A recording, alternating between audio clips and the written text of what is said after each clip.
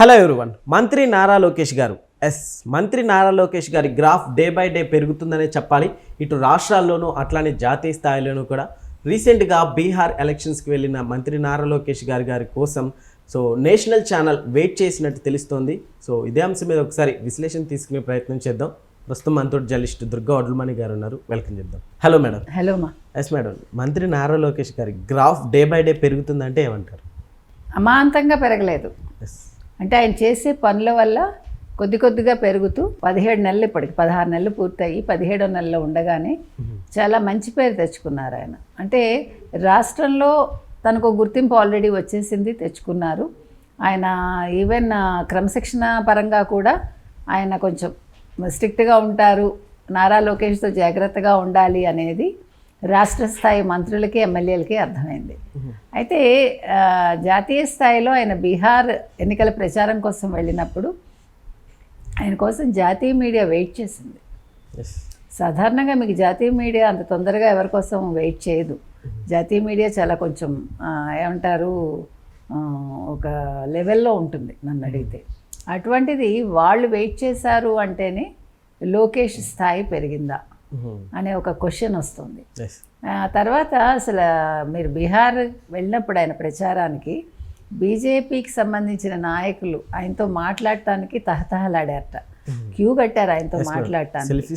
Selfies తర్వాత ముందు వాళ్ళ ఇండ్లకి ఆహ్వానించాక ఆయనకి టైం లేకపోవడంతో వాళ్ళ కుటుంబాల వాళ్ళు వచ్చి పార్టీ ఆఫీస్కి వచ్చి వాళ్ళు సెల్ఫీలు దిగారు. అది ప్రత్యేకం. అంటే మీకు చంద్రబాబు నాయుడు గారికి అంత ఉండేదండి, మీరు నమ్మరు అసలు. 95లో చంద్రబాబు నాయుడు అంటే అన్ని రాష్ట్రాల్లో ఒక క్రేజ్, యూ కాంట్ బిలీవ్ అసలు. నేను చూశాను ప్రత్యక్షంగా. అసలు స్కూల్ పిల్లలు, తమిళనాడులో స్కూల్ పిల్లలు వాళ్ళందరూ కూడా எனக்கு చంద్రబాబు నాయుడుదా పుడికం అనేవాళ్ళు. నాకు చంద్రబాబు నాయుడే ఇష్టం. ఎవరు అసలు వాళ్ళ సంబంధం లేదు, వాళ్ళ భాష వేరు వాళ్ళు అనేవాళ్ళు. నేను ప్రత్యక్షంగా స్కూల్స్కి వెళ్ళినప్పుడు నేను విన్నాను. కాబట్టి అంటే అటువంటి క్రేజ్ ఇప్పుడు లోకేష్కి బీహార్లో వచ్చింది అంటే చిన్న విషయం కాదు కదా. మొన్న ఆయన మాట్లాడిన హిందీ మీద చాలామంది కమెంట్ చేశారు వైసీపీ వాళ్ళు, బుద్ధుండాలి.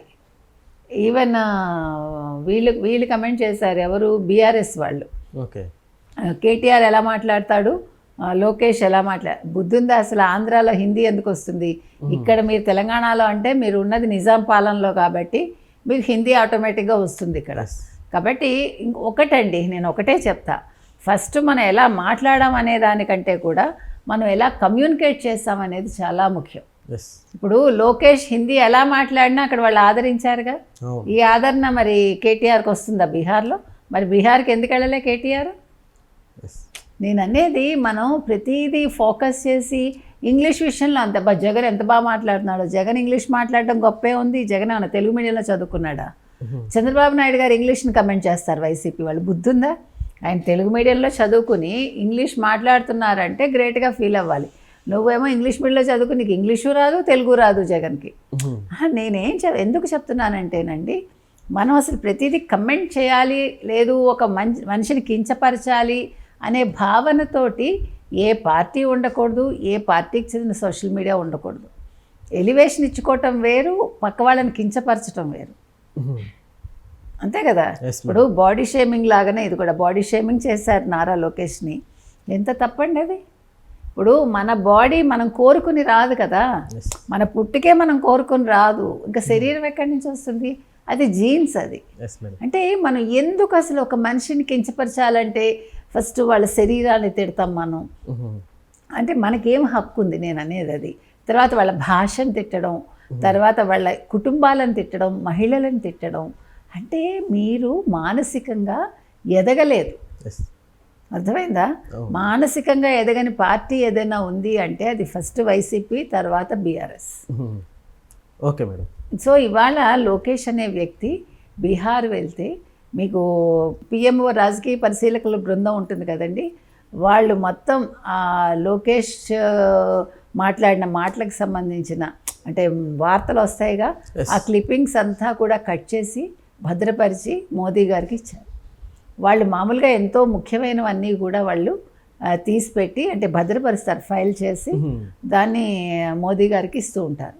అంటే ఒక ప్రత్యేకత అనేది లోకేష్కి ఏ రకంగా ఇవ్వబడింది అంటే అది ఇస్తే రాదు, అది దానికి మనం తెచ్చుకోవాలి. ఇవాళ లోకేష్ తనకి తాను తెచ్చుకున్నారు. ఎస్ మేడం, ఈ గ్రాఫ్ నెక్స్ట్ ఎలా ఉండబోతుంది మేడం టీడీపీ?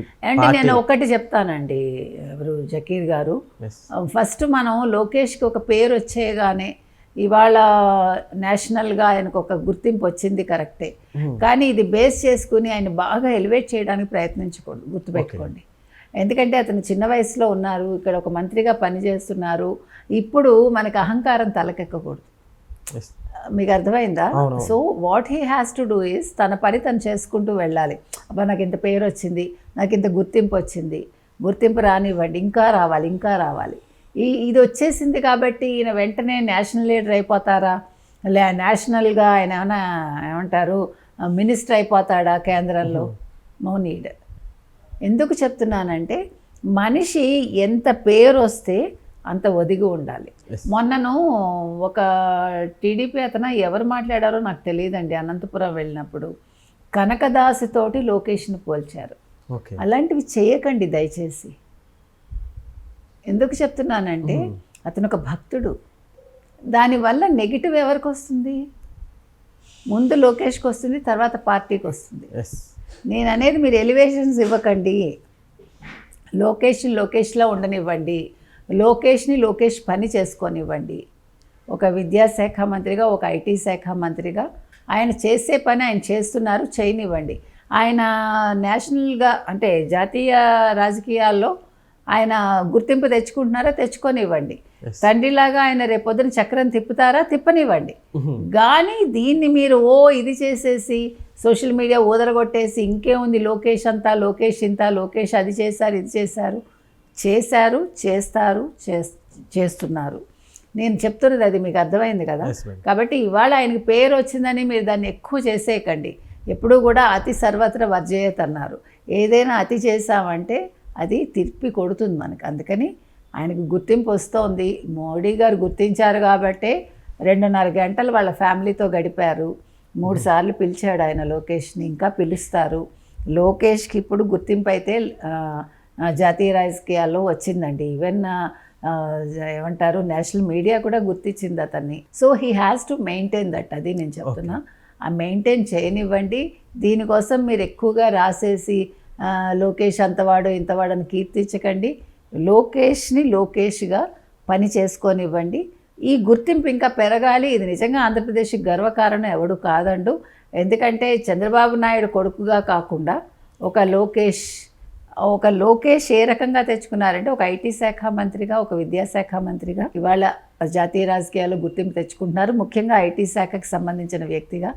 ఎందుకంటే ఆయన తీసుకున్న నిర్ణయాలు కావచ్చు, ఎప్పుడైతే గూగుల్ ఏఐ డేటా సెంటర్ వైజాగ్కి వచ్చిందో ఇవాళ అందరి చూపు ఆంధ్రప్రదేశ్ మీద ఉంది, ముఖ్యంగా నారా లోకేష్ మీద ఉంది.